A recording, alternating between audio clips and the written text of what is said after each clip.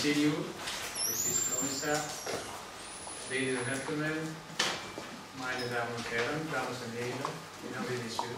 Le rêve, c'est que, par exemple, on puisse lire Pessoa sans connaître le portugais, Tsvetaeva sans connaître le russe. Rendez-vous compte le miracle que ça représente.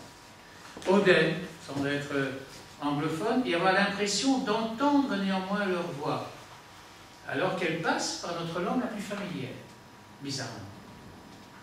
Cette opération tient du prodige. Même les traducteurs, qui sont toujours beaucoup trop modestes, comme vous le savez, hésitent à se l'avouer, parce qu'elle est leur besogne quotidienne. C'est à ça qu'ils travaillent à leur établi, jour après jour.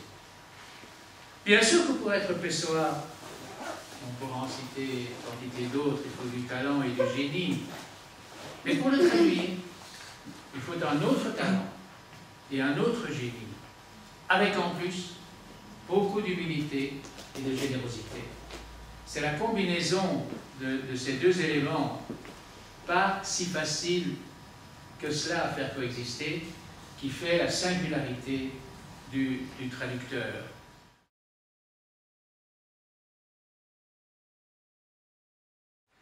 Petra stands for European Platform for Literary Translation and takes up the challenge. Good to know is that this project has been acknowledged as a real cooperation project by the European Commission. So we were very pleased to hear so.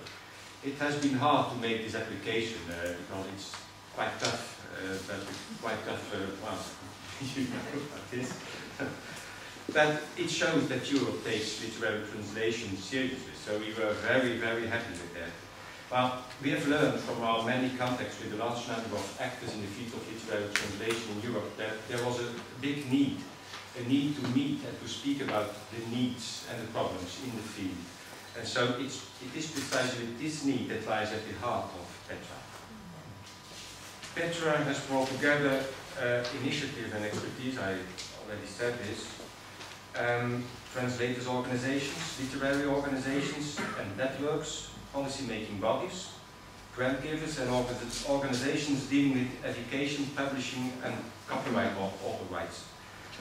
Petra is the initiative of 5 co-organizers from 5 different EU countries: Literarisches Kolloquium Berlin, Germany; Passaporta, Belgium; Polish Book Institute, that's clear, Poland; the Slovak Literary Translator Society, that's clear as well, Slovakia; and Trans-European, Paris, France. Il s'agit effectivement, Madame la Commissaire, d'un investissement à long terme. L'Europe est un patchwork. Nous en avons fait l'expérience lors de notre travail concernant Petra.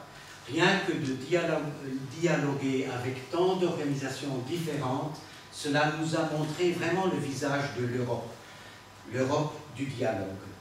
Nous avons également remarqué des inégalités criantes au niveau national comme au niveau régional. Dans certains pays, les traducteurs sont financièrement ou légalement favorisés par rapport à des pays voisins. Dans d'autres, la traduction littéraire bénéficie d'un certain degré de reconnaissance alors qu'elle n'est pas prise au sérieux ailleurs. Une situation qui rend difficile de présenter des recommandations non seulement pertinentes, mais également valables sur un plan plus large.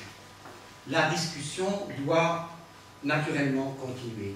Le titre de cette publication que nous présentons aujourd'hui débute par le mot « vers », qui est particulièrement révélateur. Elle ne doit pas être considérée comme un point final dans la recherche de l'amélioration de la situation des traducteurs littéraires. La cause qui est défendue a besoin d'un investissement à long terme. Le moment est venu pour les auteurs, vous venez d'entendre, qu'ils vous remettent le document, Madame la Commissaire. Je préfère que ce soit eux-mêmes qui vous le remettent. Trois versions.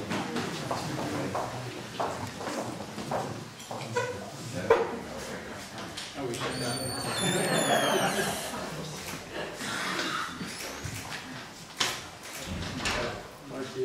version anglaise. OSU Conditions for Later Innovation Europe.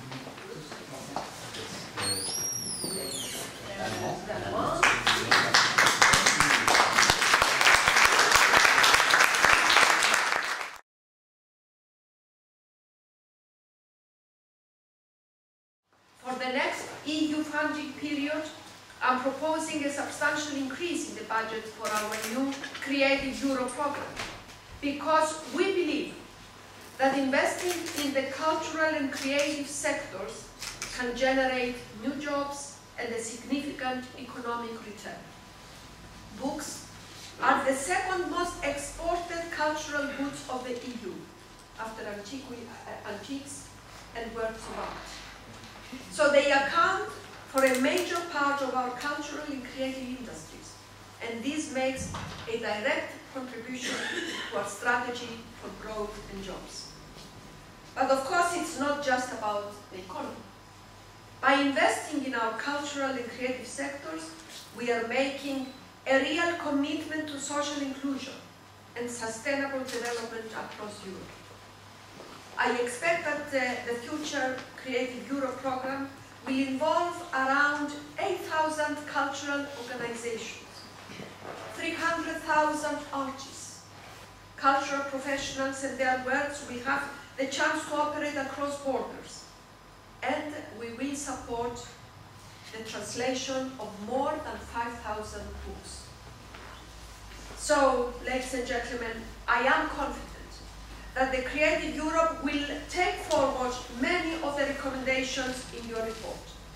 I congratulate everyone that has worked on the Petra project and thank Passaporta for their vision and leadership.